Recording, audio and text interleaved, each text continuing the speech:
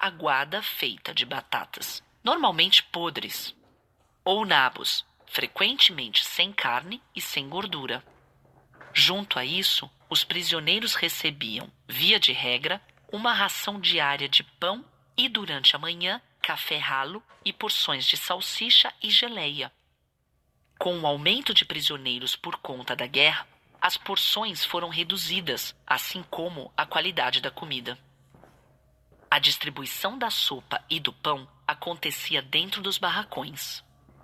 Dentro dos barracões, eram comuns as brigas pelas porções de comida, até mesmo com prisioneiros debilitados.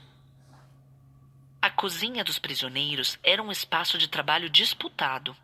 O trabalho era mais leve do que em outros comandos de trabalho e existia sempre a possibilidade de melhorar a própria alimentação. Às vezes, até mesmo a de outros prisioneiros. Por outro lado, porém, o SS responsável pela cozinha tratava os prisioneiros com especial brutalidade. Na parte inferior da cozinha estava localizado o porão para descascar batatas, no qual os prisioneiros lavavam as batatas em grandes tanques para depois descascá-las. Nas paredes e colunas desse porão se encontram desenhos feitos durante a época do campo de concentração e durante a época do campo especial. As imagens possuem um estilo bastante distinto entre elas. Há ingênuos desenhos de legumes, flores e paisagens. Um filme curto, mostrado no porão, informa sobre a origem desses desenhos.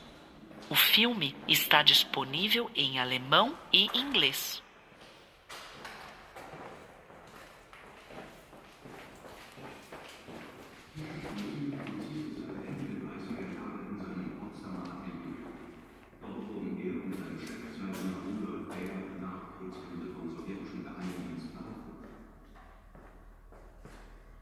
Sie kamen im Dezember 1945 in das Speziallager Sachsenhausen. In der Zugangsliste ist der Verhaftungsgrund zu finden. Hans Fischer wurde vorgeworfen,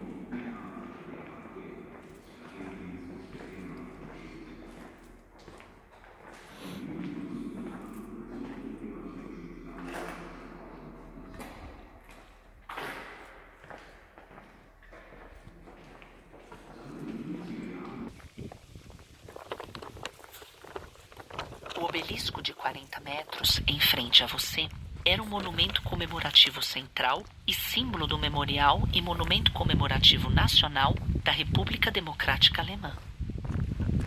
No cume, você pode observar 18 triângulos. Eles recordam os prisioneiros políticos e estrangeiros do campo de concentração, provindos de 18 importantes países europeus. Eles tinham de trazer um triângulo vermelho em seus uniformes listrados. Durante a República Democrática Alemã, outros grupos de prisioneiros marcados com triângulos de cores distintas, como os judeus, testemunhas de Jeová, os homossexuais e os ciganos Sinti e Roma, foram excluídos das comemorações. No centro das comemorações estavam os comunistas da República Democrática Alemã e sua luta de resistência contra o fascismo, como também era chamado o regime nazista, assim como o mérito da União Soviética durante a guerra. Esse é também o significado da escultura Libertação, na qual são representados 2 prisioneiros sendo libertados por um soldado do Exército Vermelho. O escultor René Graetz teve de retrabalhar por diversas vezes a escultura para que os prisioneiros pudessem ser mostrados como fortes e poderosos. A grande praça, composta por uma tribuna, em frente ao obelisco, relembra que o Memorial e Monumento Comemorativo de Sachsenhausen era um lugar de acontecimentos massivos organizados pelo Estado durante a República Democrática Alemã, no qual o Partido Comunista apresentava o legado das vítimas do campo de concentração. Aqui, soldados do Exército Popular Nacional prestavam juramento, assim como os jovens pioneiros e a juventude livre alemã, como se a República Democrática Alemã fosse o melhor dos lugares. Se você quer escutar um trecho do discurso do presidente do Conselho de Estado, Walter Ulbricht, declamado na inauguração do Memorial e Monumento Comemorativo no dia 21 de abril de As torres de vigilância do campo estavam organizadas no sentido horário e denominadas pelas letras do alfabeto, começando pelo edifício central de entrada, a Torre A. A torre, que se encontra em frente a você, delimita a ponta norte do triângulo. Nas torres de vigilância e no corredor, entre o muro e a cerca, estavam guardas da vigilância das SS 24 horas por dia. Os postos de segurança deviam informar qualquer comportamento anormal e, em tentativas de fuga, deviam disparar de forma certeira e imediatamente. Para o controle e manejo dos prisioneiros no campo, eram responsáveis, em contrapartida, majoritariamente, homens do comando do campo. Ainda assim, frequentemente, os membros da vigilância maltratavam ou, inclusive, matavam prisioneiros. Fora isso, havia uma grande flutuação de soldados entre a tropa de vigilância e de comando, que eram recrutados, sobretudo, pela tropa de vigilância.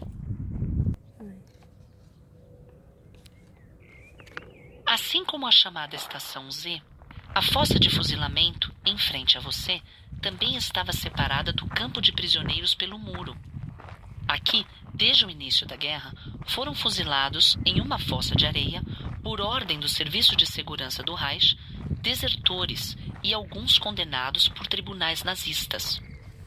Por ordem de Himmler, aqui foi fuzilado como primeira vítima, no dia 5 de setembro de 1939, o comunista Johann Heinen de Dessau, pois se havia negado a executar trabalhos para a guerra.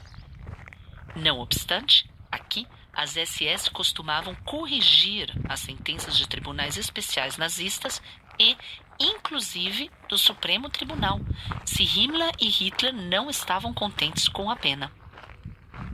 Os irmãos Erich e Franz Sas, por exemplo, famosos por seus roubos a bancos, foram, no ano de 1940, condenados a longas penas de prisão, apesar de terem sido aqui fuzilados logo após a emissão de suas penas.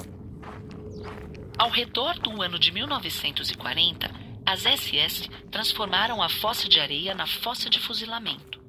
Nela, havia um entorno de madeira e um rebatedor de projéteis, além de um depósito de corpos. O então antigo do campo, Arenal Yox, descreve, no início do ano de 1945, o que ele presenciou no fuzilamento de 33 poloneses, no dia 9 de novembro de 1940.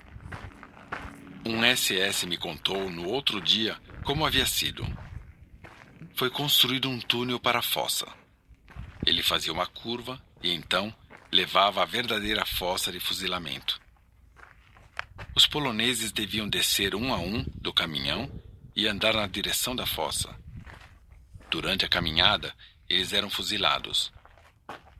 Hoje não posso dizer exatamente se todos foram fuzilados assim ou se uma parte foi fuzilada no paredão.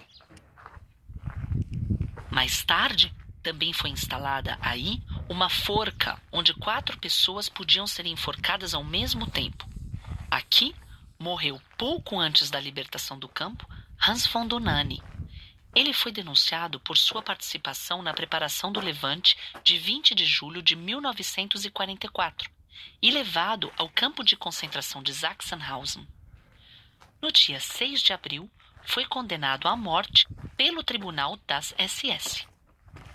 Ao lado da fossa de fuzilamento, você pode ver uma pequena marcação com pedras de cor cinza. Aqui se encontrava um caminhão coberto que servia como barracão, e no qual foi instalada, a finais do ano de 1941, uma estação de tiros na nuca. Nele foram mortos, nos meses seguintes, pelo menos 10.000 prisioneiros de guerra soviéticos. Ao norte da fossa de fuzilamento, do outro lado da grade e atrás do rebatedor de projéteis, estava localizada a fábrica de roupas das SS, inaugurada em novembro de 1940, e na qual se reciclavam materiais. Aqui, os prisioneiros tinham de procurar roupas e couro de todos os tipos que, a partir de 1943, chegavam ao campo. Em 1996, foram encontradas na chamada Estação Z fossas comuns com camadas grossas de cinza humana. Se tratam das cinzas de um grande número de vítimas desconhecidas do campo de concentração. Entre os anos de 1936 e 1945, foram assassinadas no campo de concentração de Sachsenhausen dezenas de milhares de pessoas que tiveram seus corpos queimados nos crematórios. Na zona industrial, as SS haviam cavado essas fossas de cinza. Ainda em fevereiro do ano de 1945, o último comandante do campo, Anton Kinder, havia ordenado despejar toneladas de restos humanos queimados no canal de Oderhavel, na área da fábrica de tijolos, para eliminar provas de crimes cometidos. Depois do descobrimento das fossas comuns de cinza, se supõe que esse caminho foi melhorado através do uso de cinzas. Cinzas para todo lado. Se lembra o então prisioneiro polonês Gisław Jasko, na parte oeste da entrada.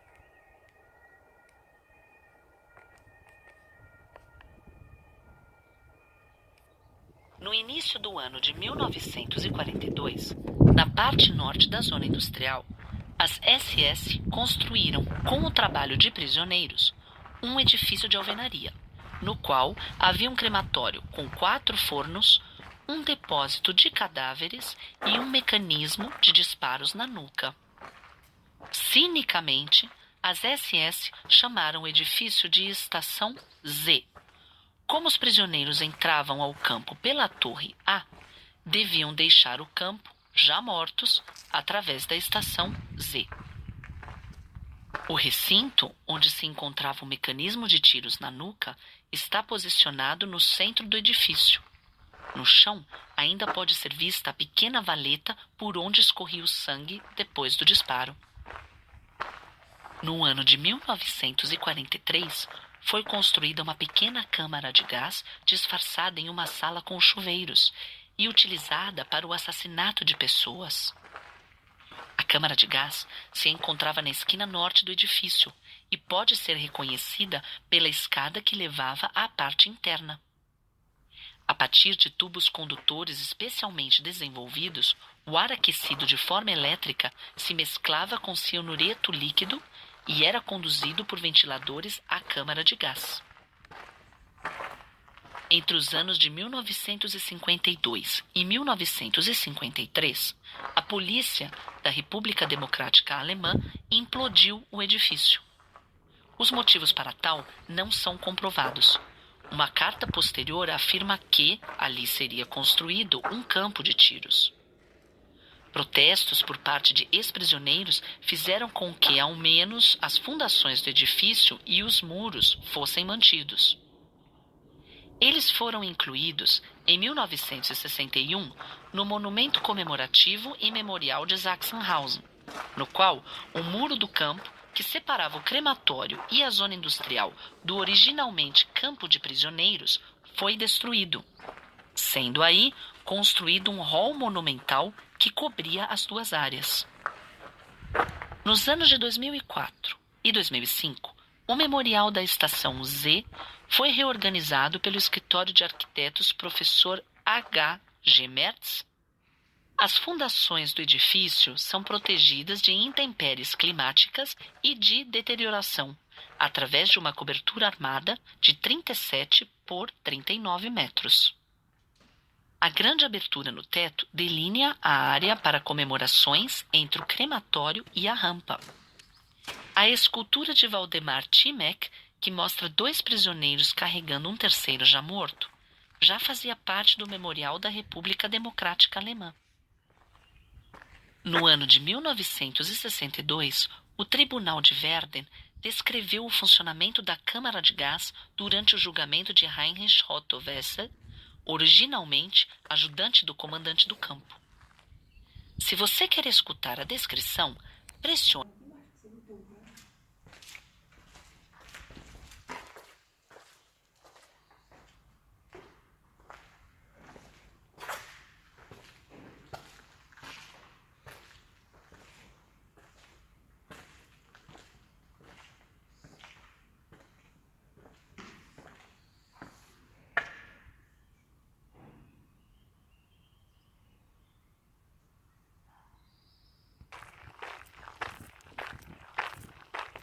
Os prisioneiros podiam morrer de distintas formas no campo de concentração: de fome, de doenças, de esgotamento por trabalho forçado, pelos maus tratos ou por conta de experimentos médicos. Somado a isso, havia também diferentes ações que visavam ao assassinato do prisioneiro ou grupos de prisioneiros, como são considerados pela justiça os fuzilamentos, enforcamentos ou, a partir de 1943, a câmara de gás. Esses crimes estão representados na exposição Homicídios e Assassinatos em Massa no campo de concentração de Sachsenhausen. Você encontra, no muro leste do campo próximo ao antigo edifício do pátio industrial, a chamada Estação Z, com fornos crematórios, uma metralhadora automática, a câmara de gás, assim como uma fossa de fuzilamentos. A maior ação envolvendo assassinatos na história do campo de concentração aconteceu no final do verão de 1941, quando ao redor de 13.000 prisioneiros de guerra soviéticos foram fuzilados.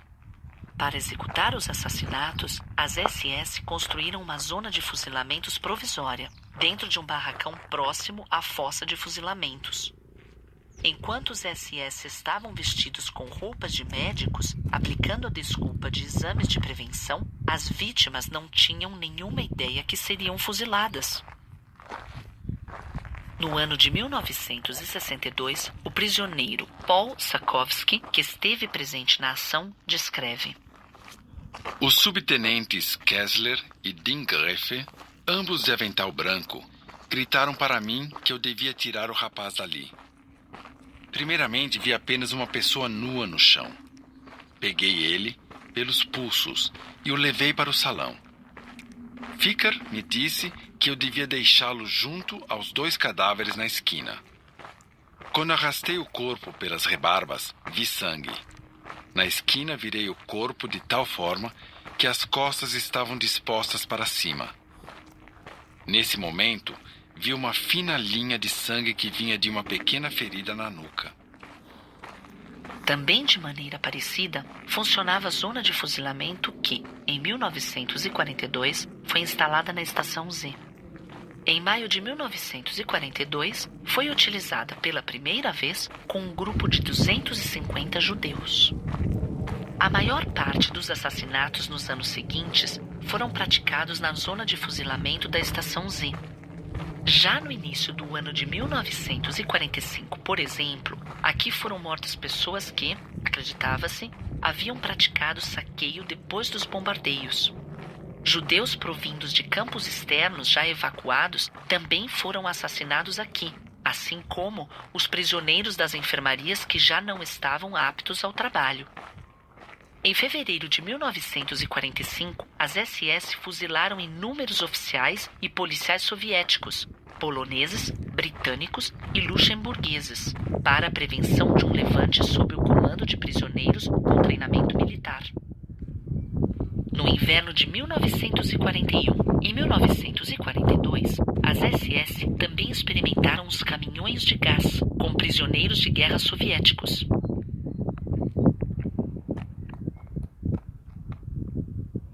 Você se encontra em uma parte do campo de concentração de Sachsenhausen que, a partir do ano de 1941, foi construída pelas SS como campo especial para prisioneiros proeminentes e prisioneiros de guerra da tropa aliada.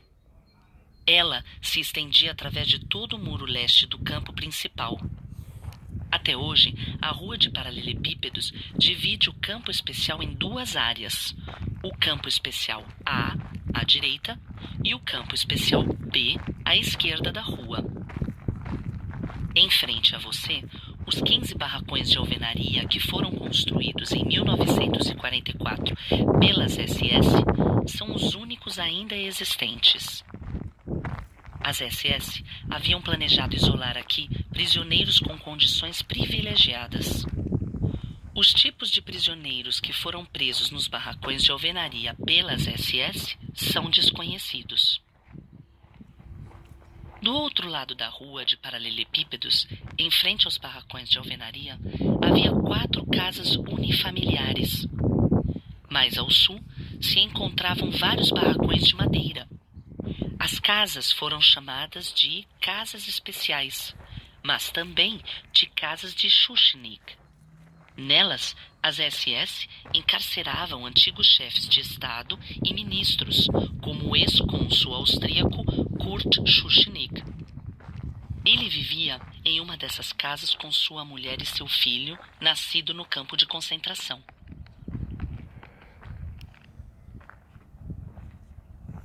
O campo especial soviético se localizou entre os anos de 1945 e 1950 em uma parte do antigo campo de concentração nazista. Sachsenhausen compartilha com Buchenwald e Jamlitz-Lieberosa essa camada dupla da história de uso do campo.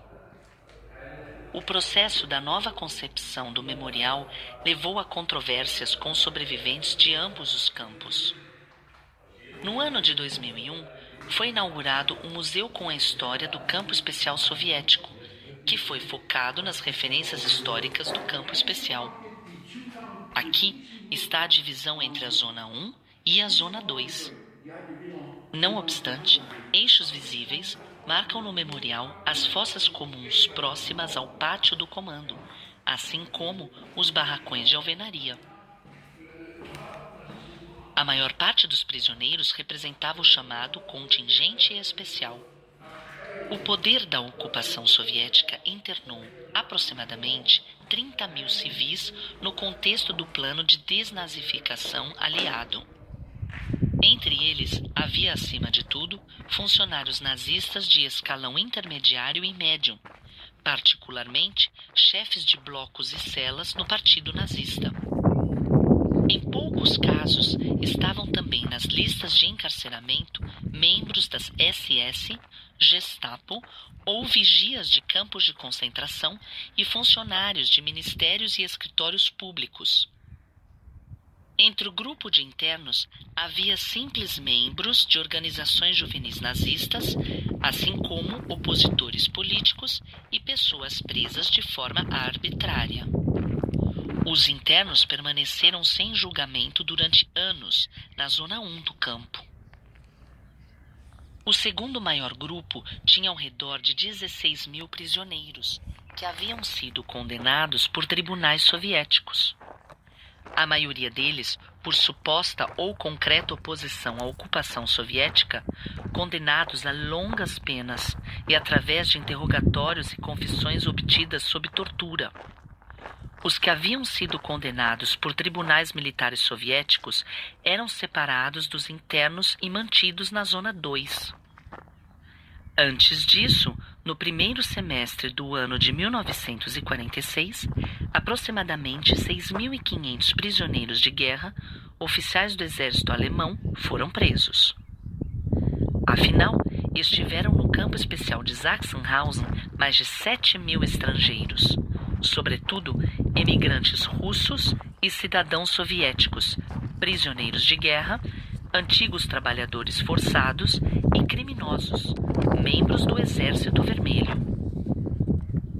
A diversidade de grupos de prisioneiros e a multifuncionalidade do campo especial permite identificar que, do ponto de vista da ocupação soviética, ele foi não apenas um mecanismo para limpar a Alemanha do nazismo.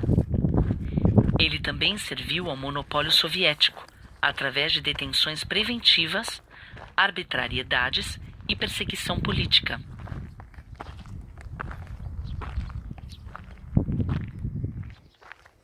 Atrás da cerca posicionada em frente a você, se encontra a maior das 3 fossas comuns com os restos mortais dos falecidos no campo especial soviético.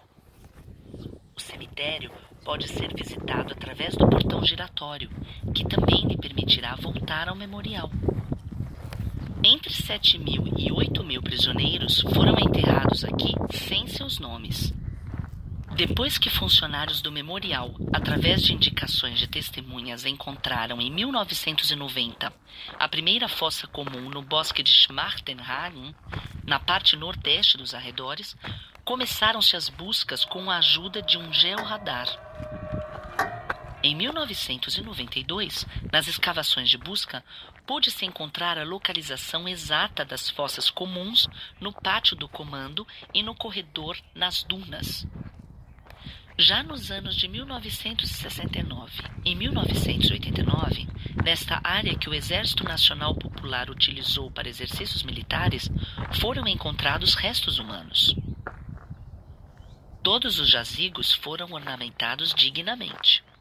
Em 1993, o presidente do Parlamento Regional de Brandemburgo inaugurou o cemitério no Pátio do Comandante, cerimônia na qual se condecorou por sua inestimável colaboração a Associação do Campo de Sachsenhausen, 1945 até 1950. Desde então, acontecem no cemitério celebrações anuais. Médicos forenses recuperaram, através da análise das fossas comuns, diversas placas de metal enferrujadas. Todos os cadáveres tinham no dedo maior do pé direito uma pequena placa de alumínio com um número. Assim, todos os mortos possuíam um número de registro. Relatou o antigo prisioneiro Karl Ewald Beinert, que trabalhou desde fevereiro de 1947 na enfermaria do campo como médico auxiliar. Já em setembro de 1945, no campo especial de Sachsenhausen, morreram mais de 500 prisioneiros vítimas de uma epidemia de disenteria. Quando os dirigentes soviéticos, em novembro de 1946, reduziram de forma drástica as rações de alimentos, a mortalidade aumentou de forma surpreendente. Apenas em fevereiro de 1947, houve 1.157 mortes registradas de um total de 14.500 prisioneiros. Um total de 12.000 prisioneiros não sobreviveram ao campo especial de Sachsenhausen. Desnutrição, condições de higiene catastróficas, falta de atenção médica, falta de roupas e a carga psicológica eram as causas mais comuns de morte.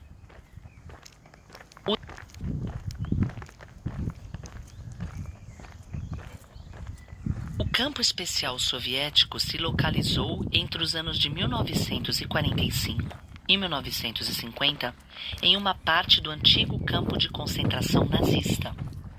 Sachsenhausen compartilha com Buchenwald e Jamlitz-Lieberosa essa camada dupla da história de uso do campo. O processo da nova concepção do memorial focado nas referências históricas do campo especial. Aqui está a divisão entre a Zona 1 e a Zona 2. Não obstante, eixos visíveis marcam no memorial as fossas comuns próximas ao pátio do comando, assim como os barracões de alvenaria. A maior parte dos prisioneiros representava o chamado contingente especial. O poder da ocupação soviética internou aproximadamente 30.000 civis no contexto do plano de desnazificação aliado. Entre eles, havia, acima de tudo, funcionários nazistas de escalão intermediário e médium, particularmente chefes de blocos e celas no Partido Nazista. Em poucos casos, estavam também nas listas de encarceramento membros das SS, Gestapo ou vigias de campos de concentração e funcionários de ministérios e escritórios públicos. Entre o grupo de internos, havia simples membros de organizações juvenis nazistas, assim como opositores políticos e pessoas presas de forma arbitrária. Os internos permaneceram sem julgamento durante anos na Zona 1 do campo. O segundo maior grupo tinha ao redor de 16.000 prisioneiros, que haviam sido condenados por tribunais soviéticos. A maioria deles, por suposta ou concreta oposição à ocupação soviética, condenados a longas penas e através de interrogatórios e confissões obtidas sob tortura. Os que haviam sido condenados por tribunais militares soviéticos eram separados dos internos e mantidos na Zona 2. Antes disso, no primeiro semestre do ano de 1946, aproximadamente 6.500 guerra, oficiais do exército alemão foram presos. Afinal, estiveram no campo especial de Sachsenhausen mais de 7.000 estrangeiros, sobretudo emigrantes russos e cidadãos soviéticos, prisioneiros de guerra, antigos trabalhadores forçados e criminosos, membros do Exército Vermelho. A diversidade de grupos de prisioneiros e a multifuncionalidade do campo especial permite identificar que, do ponto de vista da ocupação soviética, ele foi não apenas um mecanismo para limpar a Alemanha do nazismo. Ele também serviu ao monopólio soviético, através de detenções preventivas, arbitrariedades e perseguição política. Na exibição, você pode obter mais informações sobre cada objeto pressionando o número disponível.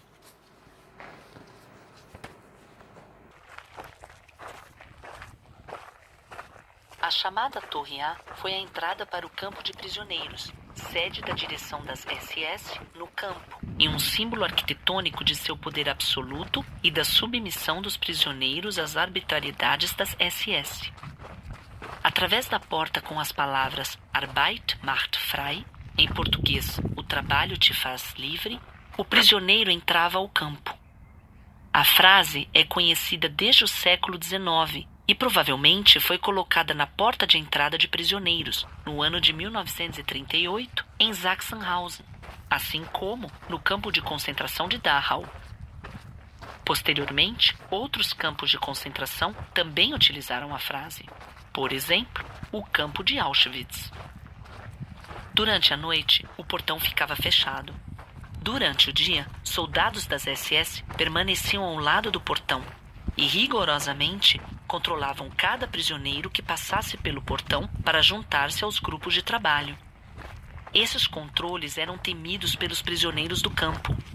Se algum prisioneiro era descoberto contrabandeando pedaços de pão, provavelmente receberia uma punição dura. Ocasionalmente, os descobertos eram ali mesmo maltratados ou até mesmo mortos pelos SS.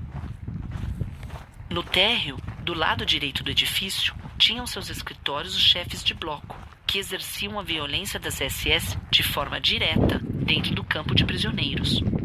Era comum acontecer de alguns soldados das SS, como Gustav de Ferro ou Schubert Pistoleiro, saíssem de seus escritórios para maltratar algum prisioneiro. Nos departamentos de correio e